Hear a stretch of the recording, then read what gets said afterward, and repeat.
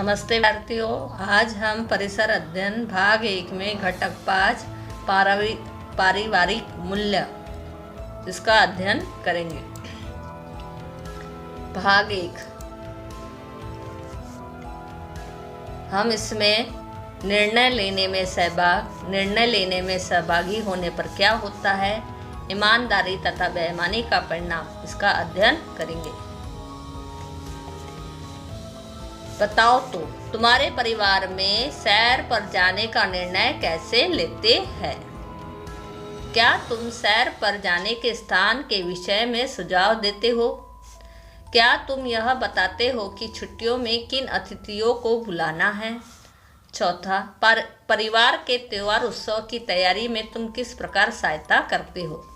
ठीक है, ये जो चारों प्रश्न हैं ये हमारे परिवार से संबंधित है और ये जो चीज़ें हैं इस पर हम क्या करते हैं, थोड़ा बहुत निर्णय देते हैं। ठीक है, और ये जो चारों घटनाएं में हम क्या करते हैं, सहभाग होते हैं। सबसे पहले हम देखेंगे निर्णय लेने में सहभाग। परिवार में हम सभी लोग एक साथ रहते हैं। प्रत्येक की रुचि अरुचि अलग अलग होती है। विचार और मत भी भिन्न भिन्न हो सकते हैं। हम भी दूसरों की अपेक्षा अलग है।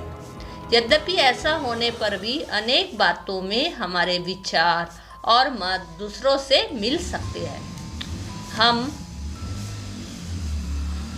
हम में एक दूसरे के प्रति प्रेम तथा आत्मीयता होती है।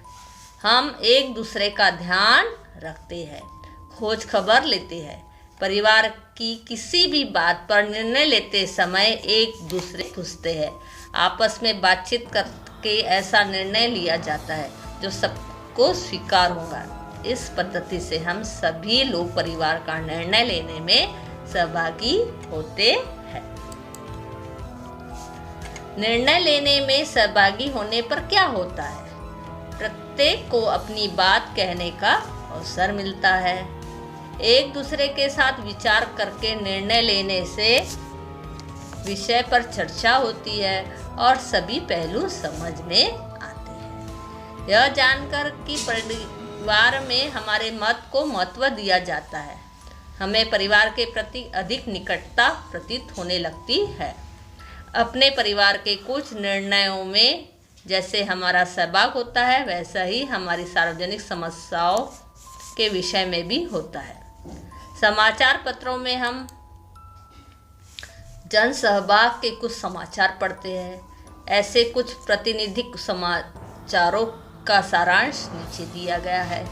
इनमें से सार्वजनिक समस्याएं कौन सी है और उसके लिए लोगों ने किस प्रकार सहभाग लिया, इसकी आपको क्या करना है, कक्षा में चर्चा करनी है। ठीक है, यानी ऐसे कुछ प्रातिनिधिक समाचारों का सारांश नीचे दिया गया है।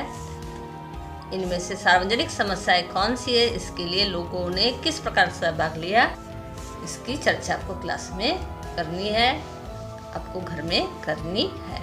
ठीक है, चलो देखेंगे। अभी पहला है, महानगर पालिका के अनुमान पत्र में नागरिकों का सहभाग। खर्च किन मुद्दों पर करना है, यह नागरिक निश्चित करेंगे। शहर के विकास प्रारूप में सुधार के सुझाव देने के लिए नागरिकों की भीड़। 6 गांवों को जोड़ने वाली सड़क का उद्घाटन, ग्रामीणों को आनंद। सड़क का निर्णय हो इसलिए 6 गांवों के नागरिकों का सामूहिक प्रयत्न। ठीक है, इसके इन तीनों मुद्दों पर अपने विचार क्या करना है, प्रस्तुत करना है। हम यह महसूस करते हैं कि हमारे परिसर में कई छोटे छोटे परिवर्तन होने चाहिए। परिसर के परिवर्तनों के विषय में सभी लोगों का सामूहिक निर्णय लेना हितकर होता है। हमारे द्वारा चुनी गई सरकार सार्वजनिक समस्याओं के विषय में निर्णय लेती है। यदि सरकार द्वारा लिया गया कोई निर्णय अनुचित लगे तो उस पर हम अपना मत दे सकते हैं। इस प्रकार निर्णय लेने प्रक्रिया में हम सहभागी हो सकते हैं।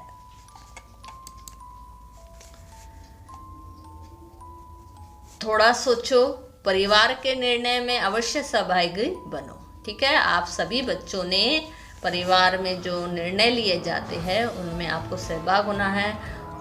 उस अच्छा बुरा इस पर अपने मत विचार प्रस्तुत करना है। केवल दूसरों की बातें सुनकर उसके आधार पर अपना विचार मत बनाओ। तुम्हें जो कहना उस पर अपना मत प्रस्तुत करो। ठीक है, आगे दिए गए प्रसंगों को ध्यान से पढ़ो। इनमें से किसका व्यवहार ईमानदारी का है वह बताओ। पहला, आफरीन ने मीनू से पेंसिल मांगी, लिखने के बाद उसने पेंसिल वापस कर दी। दूसरा, शमा साइकिल से गिर पड़ी, माँ को बताते समय उसने कहा नेहा ने मुझे गिराया इसलिए मैं गिर गई। मेरी ने रिक्शे से मिली थैली निकट के पुलिस थाने में जमा कर दी। ठीक है, आपको बताना है कौन सा उचित है कौन सा अनुचित। अब हम देखेंगे ईमानदारी तथा बेईमानी के परिणाम। हमसे अच्छी बुरी घटनाएं घटित होती रहती है, कभी भूले भी हो जाती है, कोई भूल हो गई है। यह बात ध्यान में आते ही उसके विषय में माता पिता भाई बहनों तथा मित्रों से खुलकर बात करनी चाहिए। परिणाम स्वरूप हमसे जो गलती हुई है उसे सुधारने का अवसर मिलता है और हमारी ईमानदारी भी दिखाई देती है। इसके साथ साथ अपना काम सच्चाई से करना भी आवश्यक है। रिश्तों के पारस्परिक विश्वास को प्रयत्नपूर्वक बनाए रखना और किसी को धोखा न देना भी ईमानदारी का लक्षण है। ईमानदारी हमें निर्भय बनाती है। इसके विपरीत बेईमानी का व्यवहार करने पर हमारा आत्मविश्वास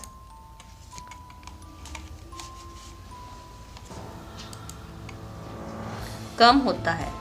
परिवार तथा अपने सार्वजनिक जीवन में भी हमें ईमानदारी पूर्वक व्यवहार करना चाहिए। ईमानदार व्यक्ति के प्रति में आदर की भावना होती है। ईमानदारी हमारी शक्ति है। अब हम देखेंगे तुम जानते हो। सन 2011 में भारत के विरुद्ध वेस्ट इंडीज क्रिकेट मैच में आरंभ के ही ओवर में सचिन तेंदुलकर का कैच वेस्ट इंडीज के गेंदबाज ने लपक लिया। गेंदबाज ने अंपायर से अपील की। अंपायर को लगा कि गेंद का स्पर्श बल्ले से हुआ नहीं है, इसलिए उसने तेंदुलकर को नॉट आउट होने का निर्णय दिया। परंतु तेंदुलकर को मालूम था कि बल्ले को गेंद का स्पर्श हुआ है, इसलिए नॉट आउट घोषित होने पर भी सचिन तेंदुलकर मैदान से पवेलियन में लौट आए। देखो, ये जो घटना से हमें क्या है कि सचिन तेंदुलकर उसको नॉट आउट होने के बावजूद भी, लेकिन सचिन तेंदुलकर को सच्चाई पता थी। उन्होंने अपने नॉट आउट कहने के बावजूद भी उनके जो सच्चाई के आधार पर उन्होंने अपने को आउट करके वहाँ से लौट गए। तो इस प्रकार उन्होंने अपनी ईमानदारी और सच्चाई का यहाँ पे सबूत दिया।